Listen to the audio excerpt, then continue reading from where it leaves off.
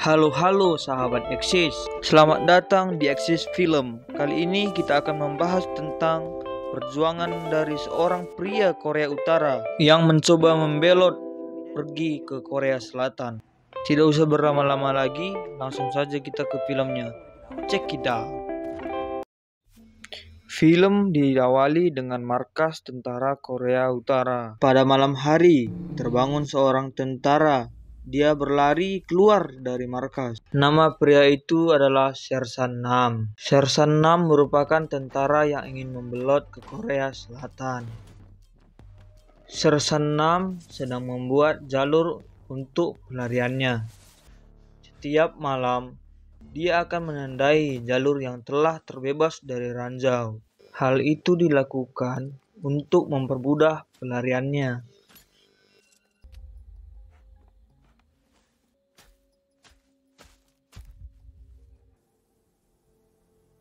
Pada saat jamnya telah berbunyi, dia akan kembali ke markas. Pada pagi harinya, pengeksekusian kepada pembelot diberitakan. Hal itu membuat Sersan Nam merenung dan mengingat kenangan sewaktu masih kecil. Dia yang masih kecil memiliki impian untuk menjadi seorang penjelajah dan melihat pesan ibunya yang menyuruhnya untuk bahagia dengan caranya sendiri.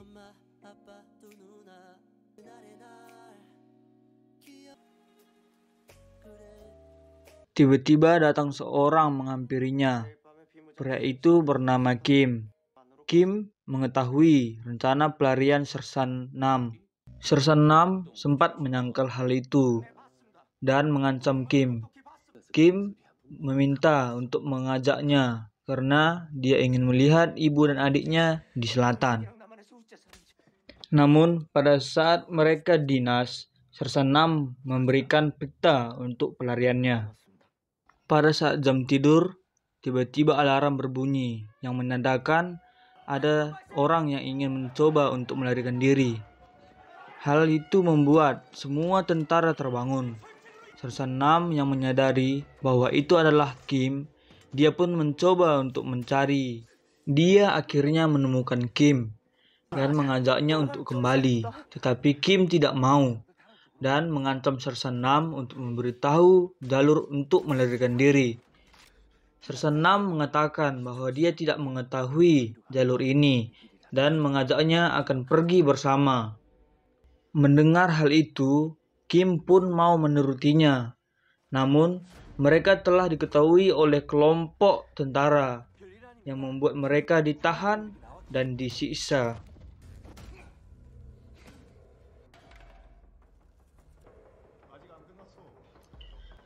Atasan mereka bertanya kepada Kim, siapa yang telah membuat peta itu. Sersan Nam pun telah pasrah dengan apa yang akan dikatakan oleh Kim. Tetapi Kim menjawab bahwa dia yang telah membuat peta itu. Jawaban dari Sersan Kim itu membuat Sersan Nam terkejut. Tiba-tiba ajudan atasan mereka datang dan memberitahu akan datang pengawas dari pusat. Pengawas itu sangat dihormati.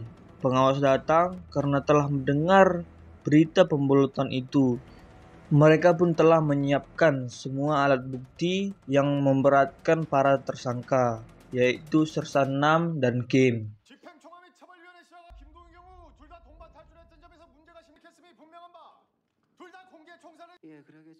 Pengawas itu kita sebut saja Lee. Lee pun telah membaca laporan pemeriksaan bahwa Kim lah yang telah membuat peta dan menanyakan kenapa Sersan Nam harus dihukum. Dan dia pun menyatakan bahwa Sersan Nam lah yang telah menangkap pembelot itu.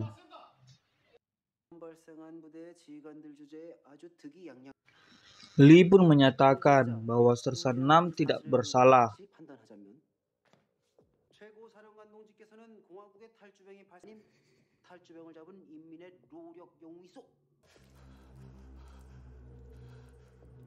Lee kemudian membawa Sersan Nam pergi dari markas.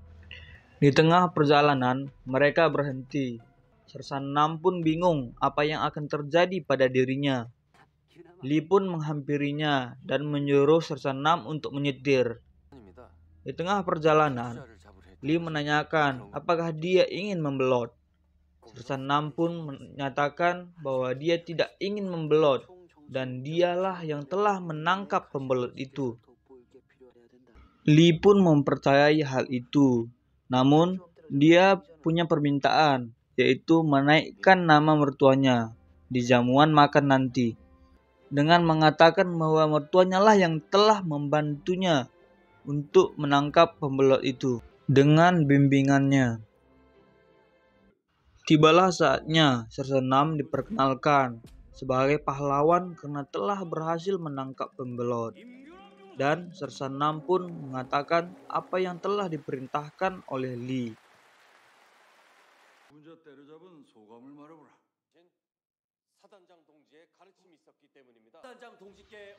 Setelah itu, Sersan Nam pun ingin memanggil Li. Li yang menyadari hal itu pun mendatangi Sersan Nam dan mengatakan apa yang dia inginkan. Sersan Nam pun mengatakan bahwa dia ingin pergi ke markasnya. Li pun mengatakan bahwa dia tidak perlu balik lagi ke markas karena dia telah dipindah tugaskan sebagai ajudan mertuanya. Sersan Nam pun mempunyai rencana untuk membuat kartu khusus. Dan setelah dia membuatnya secara sembunyi, dia melihat mertua Li yang telah mabuk berat dan membawanya pergi ke mobil. Dan mereka pun pergi dari tempat itu. Sersan Nam sempat takut untuk melintasi gerbang. Namun, karena komandan divisi bersamanya, para penjaga gerbang pun memberi hormat kepada mereka.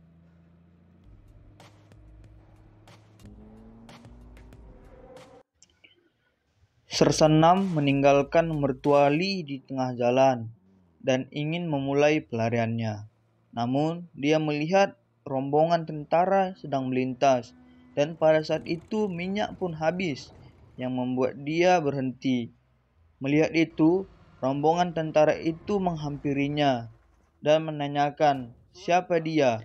Sersan Nam kemudian menunjukkan kartunya dan mengatakan bahwa dia dalam misi khusus. Kepala divisi sempat tidak mempercayainya. Namun karena Sersan Nam memberitahu tempat pembelot berada, kepala rombongan itu pun mempercayainya. Kepala rombongan pun membawa Sersan Nam ke tempat Kim berada. Sersan Nam pun pergi membawa Kim.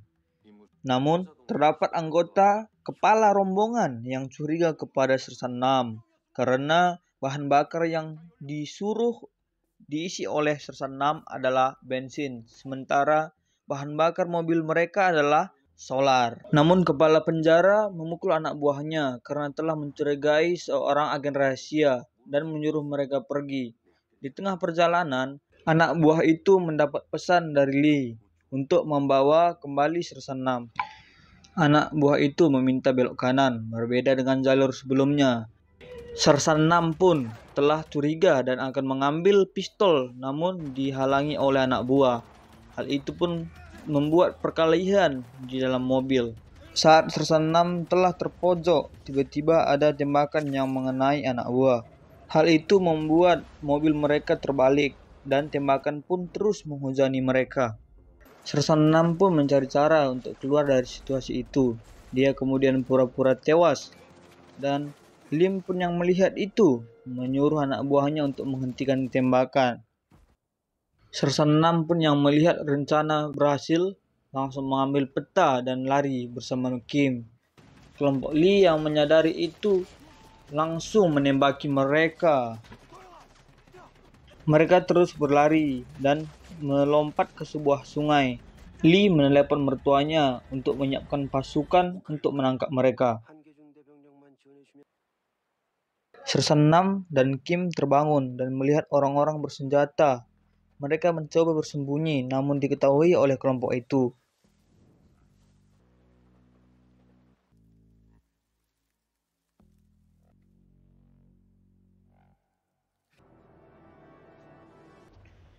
Kelompok itu merupakan kelompok pemberontak dan dia menanyakan unit mana yang menyuruh mereka. Sersanam pun mengatakan bahwa mereka juga merupakan seorang pemberontak. Ketua kelompok itu menyuruh membunuh mereka, namun Kim mengatakan bahwa dia baru keluar dari tahanan. Mereka pun menanyakan tentang saudara mereka. Kim mengatakan bahwa dia tepat di samping selnya. Ketua kelompok itu mempercayai mereka dan membawa mereka ke tempat persembunyian. Kelompok itu berencana menyelamatkan saudara mereka besok. Namun, Lee telah mengepung tempat itu. Anggota melaporkan ke ketua bahwa tentara pengejar berada di sekitar mereka.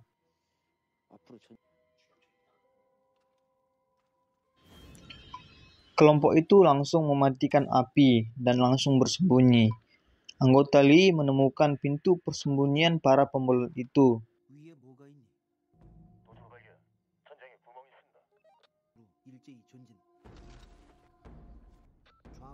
Lee menyuruh mereka untuk memeriksa sekitar tempat itu. Di saat kelompok pemberontak itu sedang terjepit dan siap menyerang, tiba-tiba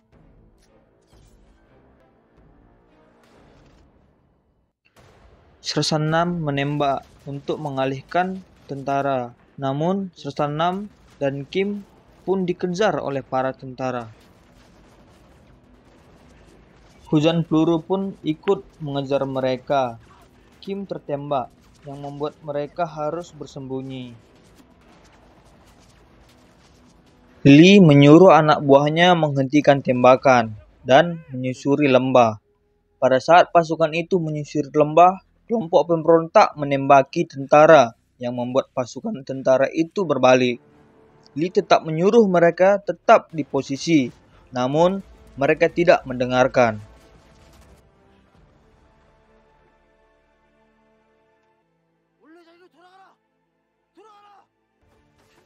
Sersanam dan kelompok pemberontak berhasil kabur. Tentara Lee yang kembali langsung dianiaya oleh Lee.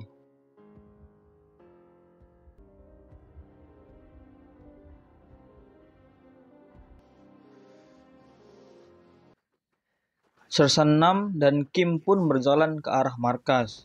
Mereka pun untuk melanjutkan pelariannya.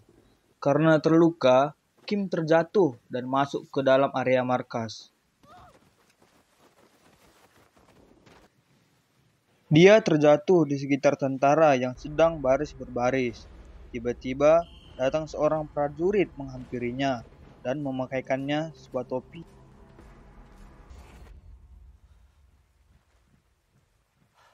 Ternyata itu adalah Sersanam. Mereka pun bergabung ke dalam barisan. Ternyata baris berbaris ini dilakukan untuk menyambut Lee. Lee memerintahkan mereka untuk mencari Sersanam dan Kim, dan barang siapa yang menemukannya akan mendapat gelar pahlawan. Sersanam terjatuh saat akan memanjat, yang membuat tentara itu mendobrak pintu. Kim pun telah pasrah, namun Sersanam tiba-tiba menuangkan minyak di sekitar pintu dan meledakkannya.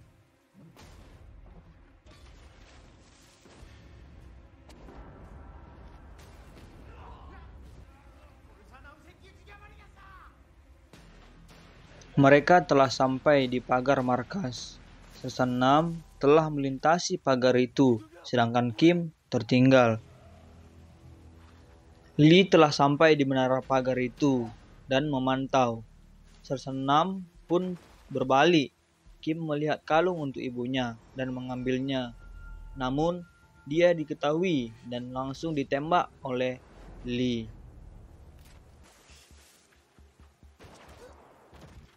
Sersanam menembak ke arah menara dan membawa Kim ke dalam lubang.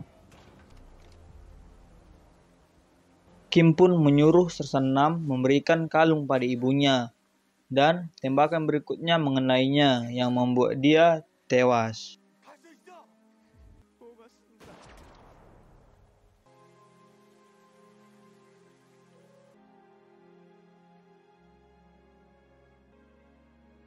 Sersanam mengambil kalung, menembak ke arah cahaya dan dia berlari. Setelah itu, dia kembali menembak lampu sorot itu, dan saat akan menembak Lee, pelurunya habis yang membuatnya tertembak.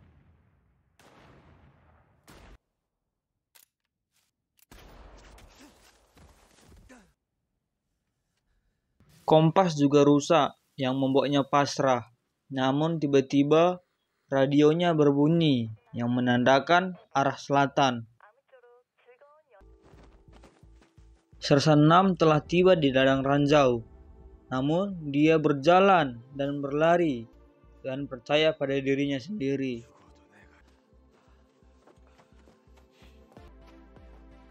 Lee pun telah berada di belakangnya, menembaknya namun tak mengenainya. Sersan 6 terus berlari sampai matahari telah terbit. Dia melewati sebuah lumpur. Ternyata lumpur adalah lumpur hidup yang membuatnya tenggelam.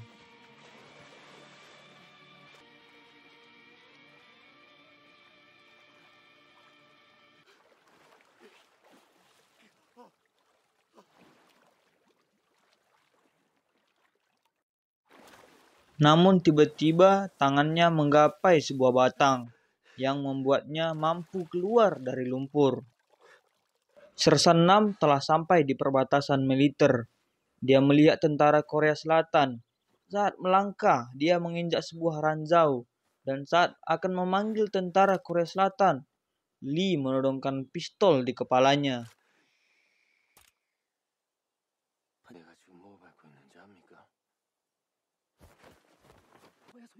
Sersan 6 memutar dirinya yang membuat Lee menginjak ranjau.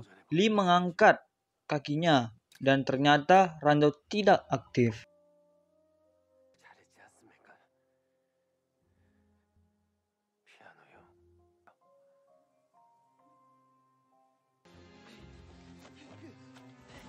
Perkelahian terjadi antara mereka yang membuat pistol terlempar. Sersan 6 menerima pukulan dari Lee, namun dia mampu membalasnya. Sersan 6 meninggalkan Lee. Dia lari ke perbatasan dan menelepon tentara Korea Selatan dan mengatakan ingin membelot.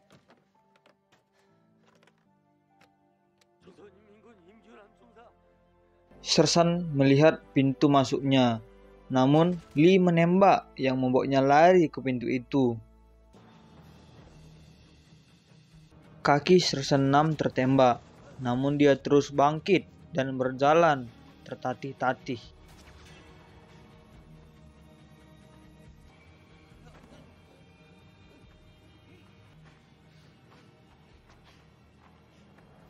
Dia hampir menyentuh garis batas wilayah, namun Lee terlebih dahulu menembaknya. Sersan 6 berusaha untuk menyentuh garis itu. Tiba-tiba tentara Korea Selatan tiba. Lee pun membiarkannya untuk pergi.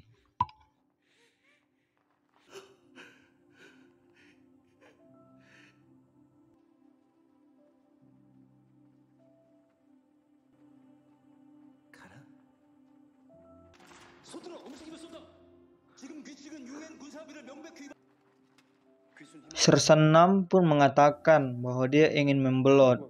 Tentara Korea Selatan pun membawanya pergi dari tempat itu. Setahun kemudian, Sersan 6 menemui ibu dan adik Kim. Dia menyatakan bahwa Kim dalam keadaan baik-baik saja. Film pun tamat. Pesan yang dapat kita ambil dari film ini adalah perjuangan tanpa batas akan menghasilkan suatu hasil yang baik, walaupun kita tidak tahu ending perjalanannya. Saya Mikael, saya undur diri. Sampai jumpa di video selanjutnya.